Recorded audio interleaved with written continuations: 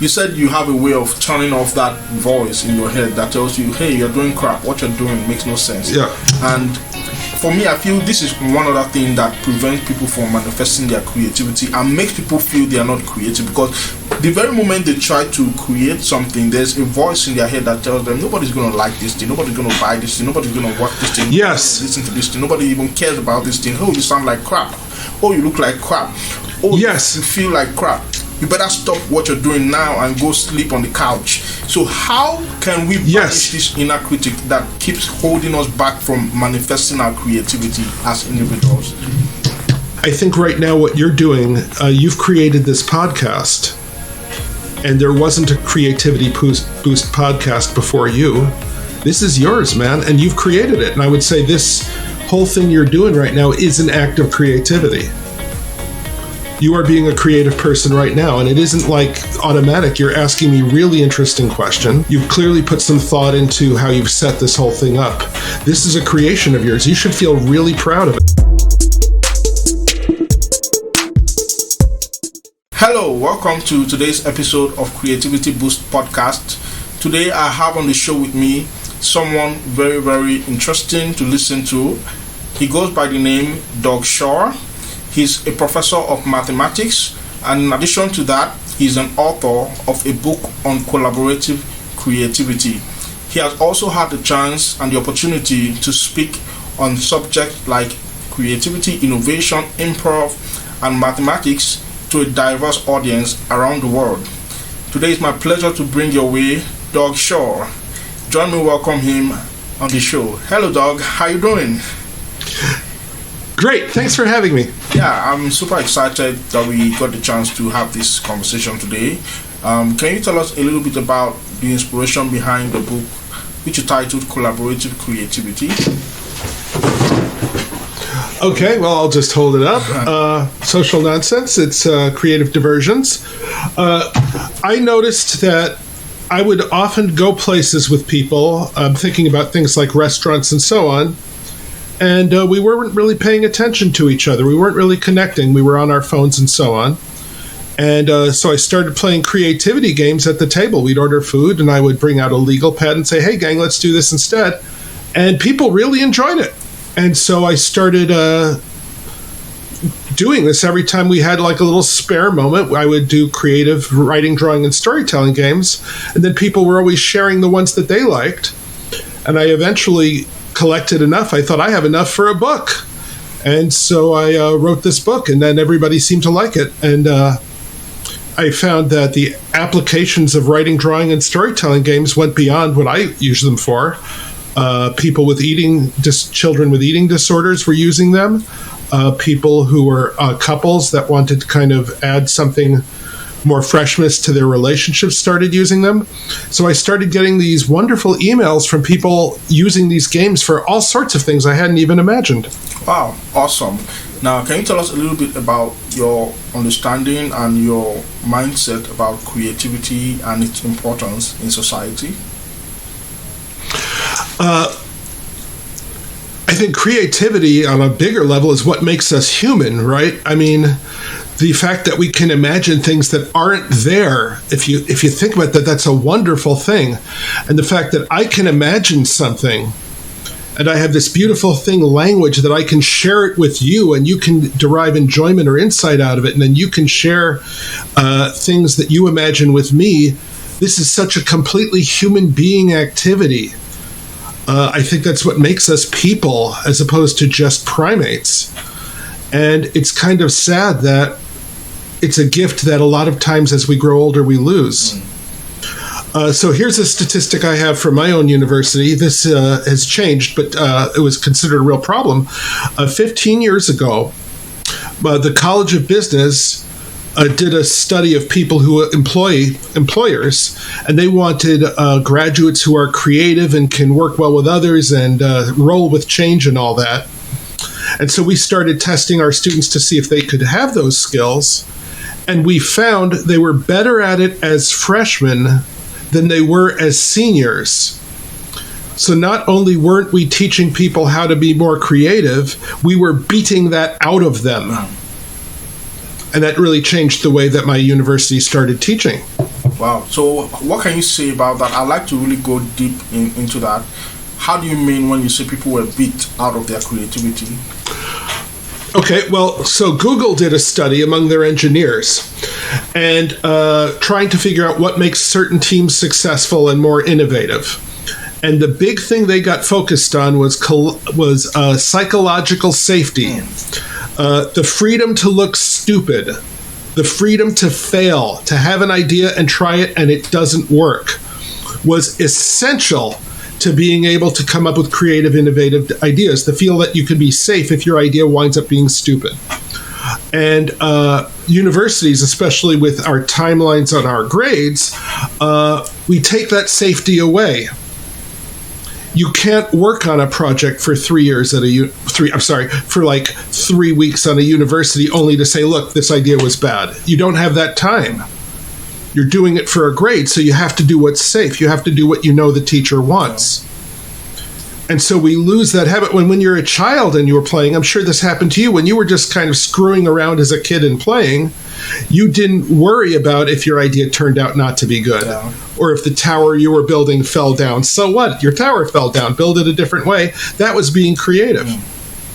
And we don't foster that psychological safety at universities. Although we're getting better at it. I know mine is. Wow, that's amazing. So what is the psychology of creativity? What is the right mindset that fosters creativity? As soon as you ask me what the right mindset is, it's kind of ruining the game, isn't it? So I don't know about, I refuse to say there's a right mindset. Okay. I know people are researching as to the types of things that can foster creativity. Okay. And it's the idea of being interested in things. It's a lot easier to be innovative and creative on a topic that you care about. So if I took something that neither of us care about, let's see. Do you follow men's rowing? I don't. Do you? No, I don't. So we don't care about men's rowing, right? So we are not going to spend a couple of hours bantering ideas back and forth about men's rowing because we don't really have any investment in it. But if I took something that you really cared about and I really cared about, I bet we could tell stories about it. We could tell jokes about it. I bet we could draw some silly little pictures about it, right? Because we both care about it and we're having a good time. And that's where the real creativity comes in. So you have to be interested in the thing. You have to have the psychological safety that the stakes are such that we can play a little bit. And then what some researchers in Flow have discovered is you also have to have kind of a feedback loop. That you're not just throwing these ideas out into the void, but you're seeing results of what you're playing with. So if we were drawing, you get to see the drawing that you did and look at it. So you're getting that kind of feedback. If you ever coded, one of the fun things about coding is you write some code, you test it, it doesn't work, you play with it, and suddenly it's 3 a.m. and your back hurts because you've been sitting in the same place for 8 hours. So those are the sorts of things that kind of move into the creative mindset. Wow. So you've pointed out something really profound, that creativity can be fueled by interest, by passion, by desire. Yes. And many people think they are not creative, but what you've just pointed out now is that you're creative, but you just not found the thing that will ignite that creative juice, that creative side that you have, that probably lying dormant. So in the scenario where people are uninterested, and I'm asking you this question because I know you're a mathematics professor, so you've had the opportunity to teach students on mathematics and on several other subjects, and you find that in a classroom there are students who are, passionate about the subject, and there are students who are not passionate about the subject. How do you make the students who are not, as passionate about the subject but can be passionate about it, how do you make them get interested enough to trigger that creative side of them, that intelligence in them? Of course, I know creativity is different from intelligence, but how do you trigger that creative side of them so that they can now use what you're teaching them creatively? I really like that you said make them more passionate, passionate enough to be creative instead of saying extremely passionate. Because people, not everybody's going to love math, but you're right. It's just how do you make them more passionate? Yeah. One thing that people do is link it to things that they are interested in. So one of the things, so I teach a course at the University of Northern Iowa called Math and Decision Making. I've nicknamed it Math for People Who Would Rather Die. This is the one course that they have to take a math course. They take this one, they didn't want to take it. But I found one of the things they get really interested in is I will show them two different headlines that say opposite things from that week. So last week, here's a headline that says Biden's economy is worse than Trump's. Here's another headline that says Trump's economy was worse than Biden's. So this is news in this week. This is something that they've been seeing on TikTok or on Instagram. What's going on? And then that curiosity, because everybody is interested when you say, hey, look, you've been lied to, right? So everyone, oh, yeah, I've been lied to. And so that's kind of, now they're interested in that. And then we can get into the mechanics of the math, of how people interpret math in different ways. Wow, that's really profound. So what do you have to say about collaborative creativity? Because most times when we think of people who come up with creative invention, creative productions, or creative innovations, we kind of single out an individual. We kind of single out a Steve Jobs. We single out an Elon Musk. But from what we're talking about, it seems like there's more to their success than just them. There's some bit of collaboration there. So why is it that the society has not really embraced that concept of giving that attention to collaborative creativity as much or even more than they give to individual creativity? Well, so here's an example. So I can sit in my field, I'm a mathematician. I will sit around a table full of people who don't think they're creative. And we once had some dignitary coming in. I was at a dinner, and it was all these, a couple of big shot mathematicians and administrators at a table. Somehow I got invited, and I was taken aside by the dean and told, will you please behave yourself? Just whatever it is you normally do, don't do it, Doug. Okay, just kind of be an adult. And so I lied and said I would. And so then we all sat and ordered our food. And then I gave everybody a piece of paper, cardstock, like this. Well, basically a bookmark, a blank bookmark. And I handed everybody that, and I handed everybody a colored pen. And people were too embarrassed to tell me, what the heck are you doing? And I said, we're all going to make a bookmark. 30 seconds, just draw whatever you want. And so people did or whatever, right? And they were all timid. But after 30 seconds, I said, pass it to the right. Now you have somebody else's drawing that they started. And then 30 more seconds, and we passed it. So we passed it around so everybody drew on every bookmark, front and back. And then when we looked at them, the people were laughing. They were enjoying it because they didn't think they were creative. But every single one of those bookmarks was wonderful. And because they didn't have the responsibility, they didn't sign it. They only drew like 1/10 of everything, right? So they didn't have that personal responsibility. And we came up with this artwork that none of us would have done individually. And people then, this took not very long. And then that whole dinner, everybody was bonded. Everybody was enjoying each other. It was a real icebreaker. And then all I did is I took them home and I laminated them. And everybody who went to that dinner got a bookmark in the mail. And I know at least 2 people still use their bookmarks and love them. And so that's the power of collaboration. None of us would have drawn beautiful bookmarks on our own because none of us are artists. We're mathematicians. But that combination of everybody's style working together, it was just electric. Amazing. And you made a point in your response that really caught my attention, because that is a theme that I've observed in my conversations with many creatives and people who I usually have that conversation with from time to time, and they say, oh, I did not think I was creative. I didn't used to think I was creative, or I thought I was not creative. I thought creativity was more like engineering, art. you know.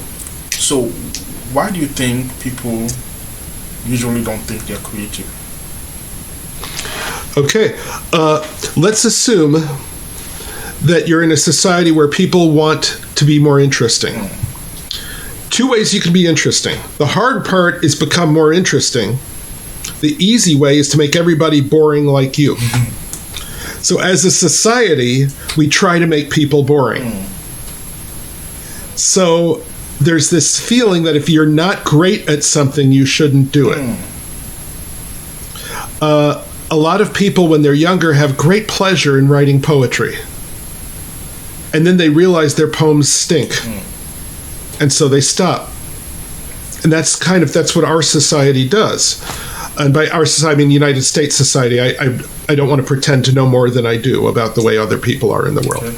But the United States society, it's like, hey, if you're not good at writing poetry, stop doing it. Now, I'd argue, if you're getting pleasure and you're gaining something, keep doing that. You don't have to be good at it. I can't tell you how many 40-year-olds I know who say, oh, I always wanted to play guitar. And I say, well, play the guitar. And they say, but I'm 40. I'm too old to start. And I'm like, it's fun. And you can be creative. And if you start playing the guitar at 40, I have a math thing for you. When you're 60, you'll have been playing guitar for 20 years. Right? Yeah. So you don't have to be so I think that's one thing that's really discouraging people from enjoying this. Yeah, because the society, has this label it puts on people who try something once and they don't get the kind of result they would have expected to get. And then on the other side, the people, they do something the first time and it doesn't work out, and then they stop because they feel like, oh, this thing is not working.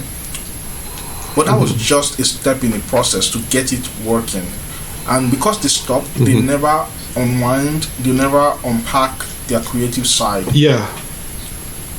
That brings me to my next question, and I'd like to know, what is your perspective about creativity in terms of, on your own personal level? How did you discover that you were creative?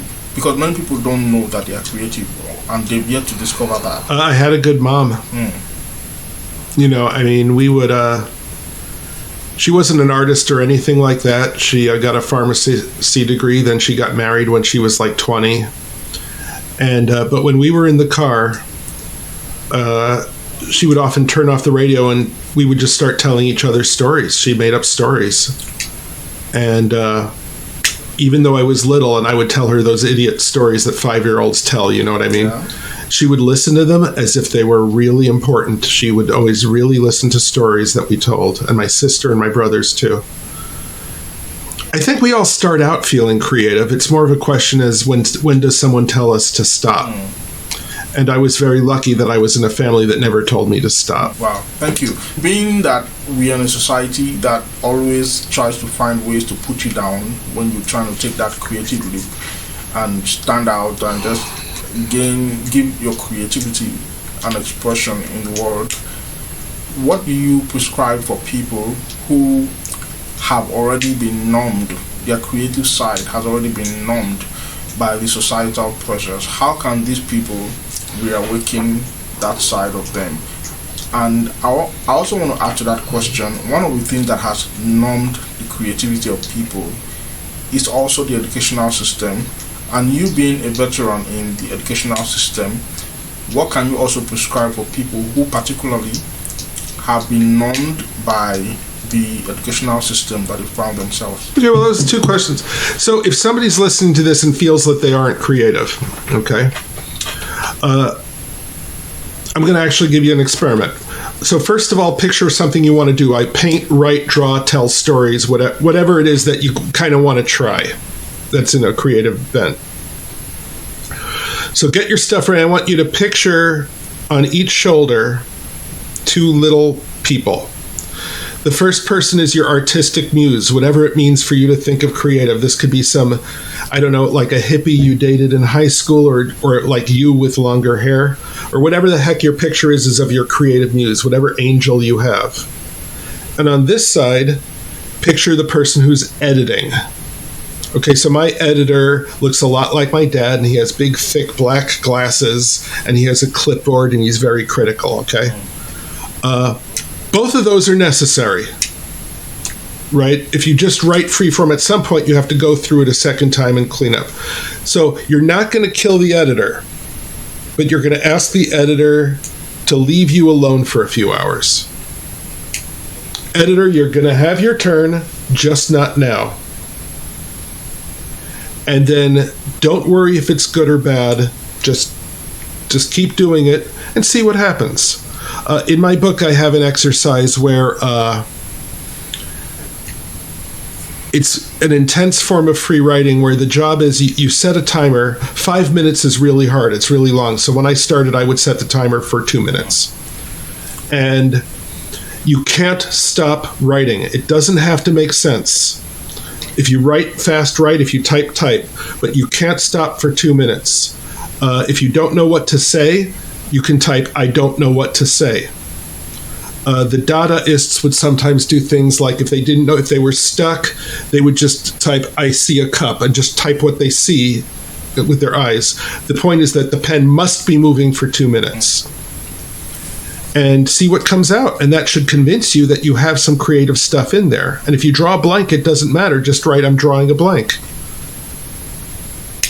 So that's a simple exercise you can do. Cool. So, and of course, I'm going to recommend get a friend and buy my book, because there's all sorts of things to kind of jumpstart that. But I don't want to absolutely aggressively promote. That's totally fine. And I'm going to link it up in the show notes so that everyone can get a copy. That I brought on the show is proof that I believe that you have something to share that's worth paying for, and if you have a product, it's absolutely welcome to get people aware about it. So thank you for letting us know. Sure. And then so if you're more visual, once again, answer your question about jump-starting creativity, right? If you're a more visual person, everybody gets a piece of paper, you and your friend, and you have 20 seconds, and the pen must keep moving. If you want to draw something, draw something. If you don't feel like drawing something, just draw lines. Whatever you feel like doing for 20 seconds, right? Yeah. Then switch papers. Now you have your friend's paper. 20 more seconds, add to whatever they did. Then move the papers again. And for every 20 seconds, switch papers and add to what's already on the paper. And when you look at what comes out, you'll say, wow, I am creative. Look at this stuff I did. And remember, it doesn't have to be great. It doesn't. It's still fun. And you look at this and, hey, I did that. Okay, so what's your concept of creativity? What do you define creativity as? Bringing something into the world that wasn't there before, that conveys something, that conveys either an emotion or a fact or something like that. I think right now what you're doing, you've created this podcast, and there wasn't a Creativity Boost podcast before you. This is yours, man, and you've created it. And I would say this whole thing you're doing right now is an act of creativity. You are being a creative person right now, and it isn't like automatic. You're asking me a really interesting question. You've clearly put some thought into how you've set this whole thing up. This is a creation of yours. You should feel really proud of it, because it would have been a lot easier for you to spend all the time you spent on this podcast binge watching shows on Netflix. And you didn't. You could have, and a lot of people do that, right? So you've taken your time and you've brought something of value into this world. You're a creative person. And this is creativity right now, what you're doing. Wow. You gave such a brilliant definition of creativity. In fact, I wouldn't have thought that you would have that, explanation of creativity when you said it's about creativity is about bringing something new into the world. And that is exactly, in fact, the simplest way to define it. Because there are many people who are pregnant with ideas, pregnant with gifts, pregnant with skills, pregnant with talent that they've left to stay buried, in dormancy, and they've not been able to bring it out into the world and give it expression, that uniqueness that they carry within them. And so part of why I set up this podcast is to ignite these people, to fire them up, to boost them, and help them, get that creative spark and make them manifest their creativity in a different level. So I really appreciate that definition. Now, having said that, you said something also in your response about people who, they spend time binge watching TV shows, and that is a symptom that I have discovered. It's a symptom of these people either being discouraged about something they've tried to do that society told them they could not do, that was supposed to be a manifestation of their creativity, or they are afraid of failing, or they've lost that touch, that creative touch, because of lack of use over the years, or they've just let these things stay dormant because they don't know how to use it, or they've remained stagnant at one level in their creative journey, or maybe they've not been compensated the way they felt they would have been compensated by the display of their creativity. There are several things that keep people stuck, and what these people do as a symptom of these problems I've just listed is they try to numb the feeling of discontent that they have by binge watching and consuming content from other creatives when they also should be out there creating. So what do you have to say to these people, and can you say something that would get them off their couch and make them fired up to create again? Okay. Well, I want to point out, I'm not just putting down watching TV. People should watch TV. It's good. So the I Ching talks about two cycles that everybody goes through, the creative and the receptive. And they say you need both, because if you let's look at the other extreme, you lock yourself up in the room with blank paper and you create 24 hours a day and never go outside, then you're just going to be drawing yourself, right? So you have to go out into the world and experience and receive, so then you have stuff to create. So I think there is a role to sitting around some days and watching TV and reading books and all, because now you're receiving.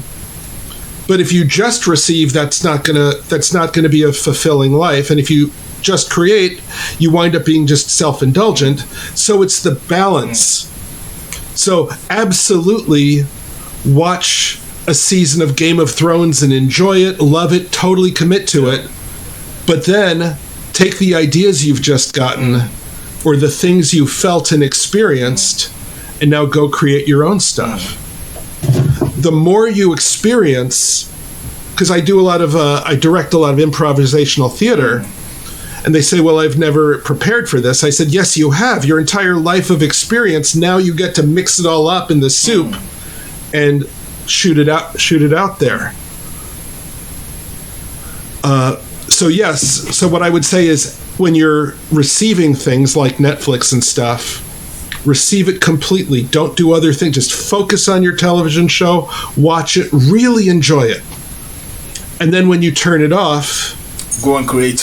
Turn it off. Turn it off and go off and create. What kills us, now I'm stealing from C.S. Lewis. Wasted time is not the time that you're doing the things you have to do. And it's not the time you're spending things that you want to do. It's the times that you don't do either of those things. There's a difference between sitting down and watching a TV show and just kind of mindlessly putting on whatever's on and half paying attention and also being on your phone. That's the wasted time.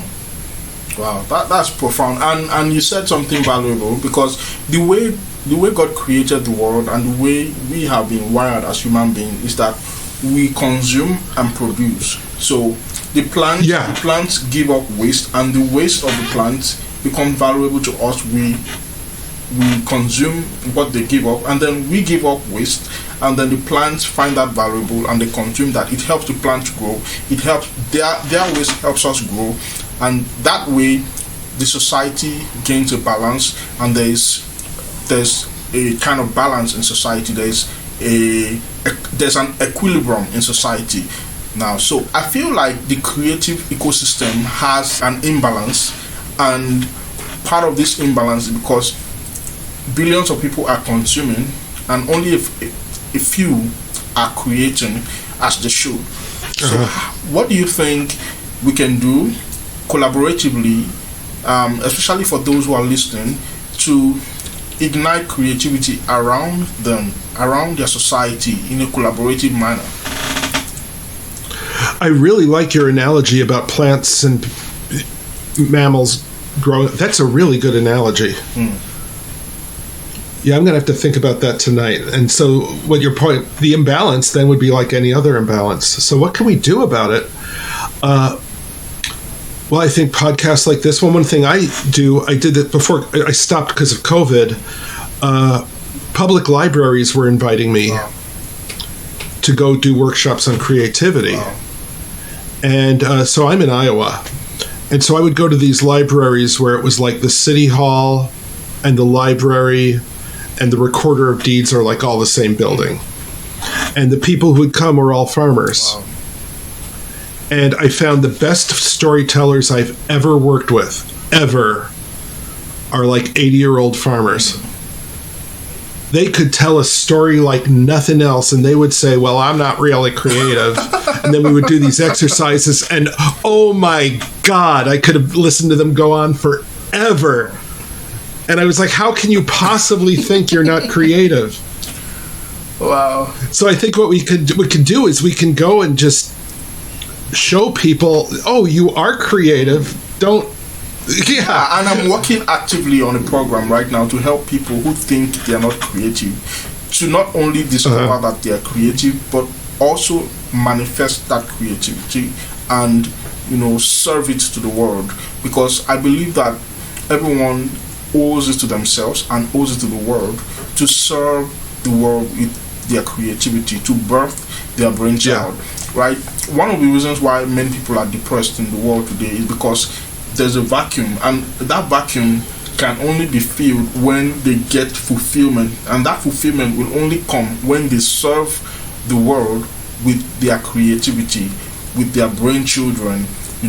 So how do we as individuals keep ourselves in the zone where we are creating? I know we said some things about focusing and handling other things that would also keep us actively and passively creative, but how do we keep ourselves in the zone of creativity? I had this discovery.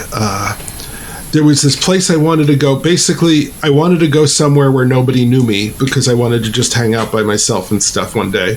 And so I found there's this place. I was 50 and I was easily the youngest person there, right? It was one of those places where they had coffee refills, but they called it a bottomless cup of coffee, which is something like my grandparents would call it, right? So I sit down, get my coffee, and they have no Wi-Fi. And I'm angry, right? I'm like, oh my God, now I'm sitting here and there's no Wi-Fi, right? And then a couple of weeks later, I went back. Because I thought, the experience of sitting here with no Wi-Fi, I shouldn't have backed away from that. And so I started writing. And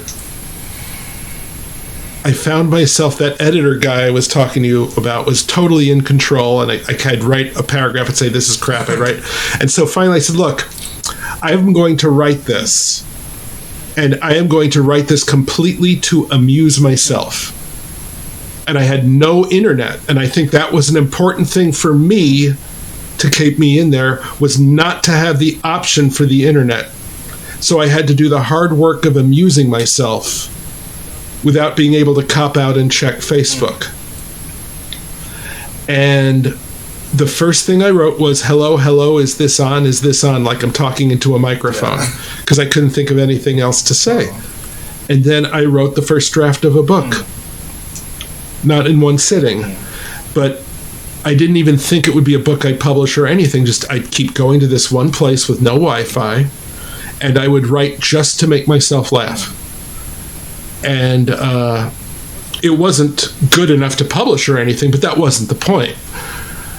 And then later, I let the editor guy go back, and then the second draft I tightened up.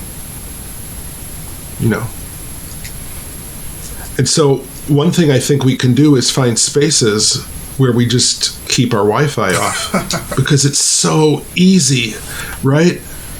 It is so easy when you're frustrated to find something unfrustrating on the internet. I got my websites, I'm sure you have yours, and it's just instant end of frustration. And I think I had to force myself to work through that. Wow, that's profound. Now, you made mention of something that trickles back to a concept that I call banishing your inner critic, right? You said... Yes, that's exactly what I'm talking about. You said you have a way of turning off that voice in your head that tells you, hey, you're doing crap, what you're doing makes no sense. Yeah. And for me, I feel this is one other thing that prevents people from manifesting their creativity and makes people feel they are not creative, because the very moment they try to create something, there's a voice in their head that tells them nobody's going to like this thing, nobody's going to buy this thing, nobody's going to watch this thing, yes, listen to this thing, nobody even cares about this thing. Oh, you sound like crap. Oh, you look like crap. Oh, yes, you feel like crap. You better stop what you're doing now and go sleep on the couch. So how can we banish this inner critic that keeps holding us back from manifesting our creativity as individuals? So what I do is, because if I tell him go away, he's not going to, right? Right, that inner critic fights you. So I don't banish him. I put him off. I say later, you're going to go away for 3 hours. And then you can come back. Because even without an invitation, it will definitely come back. Right, but the point is, if you say no, go away forever, then he won't. To me, the analogy is this. I tried to give up fast food. And it didn't work. Every time I went past a drive-thru, as soon as I said I'm never going to McDonald's again, the only thing I wanted in the world was McDonald's. Wow. Nothing else. So now what I do is, if I drive past, I don't say I'm not ever going there again. I say, not today. Maybe tomorrow, not today. And that's what I needed. And I think it's the same way with the inner critic. If you say, I am going to turn off, I'm going to banish the inner critic is not going to go away. He's going to fight you. But if you say, how about this, inner critic? Just leave me alone for a few hours. And then you can come back. I find that's a lot easier. Wow, that makes so much sense. So I can read what I wrote and think this is terrible, nobody will love it, but not while I'm writing it. Not while I'm writing it. Let me do this for a couple hours, then I can go ahead and feel that way. Great. Now, having talked about the internal criticisms, how do we deal with the external ones, the external critic, in form of people, in form of society and systems and cultures? Screw them. They're just trying to make you boring like them. Yeah. Right? Like, because I've known some really good artists, and they never put down amateurs' work. Really good artists. They're like, oh, yeah, look, that person's doing it. Oh, that's interesting, right? My favorite cartoonist is Linda Barry. She never has a bad thing to say about any of her students' work. It's the bad artists who are like, your art, it's bad. It's because they're trying to bring you down. Like, if you've ever known somebody who's really good at something, they don't put other people down for trying because they're secure. They're happy with how they do. I'm friends with somebody who used to be a professional comedy writer. He was on Saturday Night Live for a couple of seasons. And when he saw my show, I mean, he was on Saturday Night Live, right? I'm not in his league. He had nothing but kind things to say, and I think he really enjoyed it. Because he was secure. It's the people who are rejected from Saturday Night Live you've got to watch out for. So why do we care what they think? Yeah.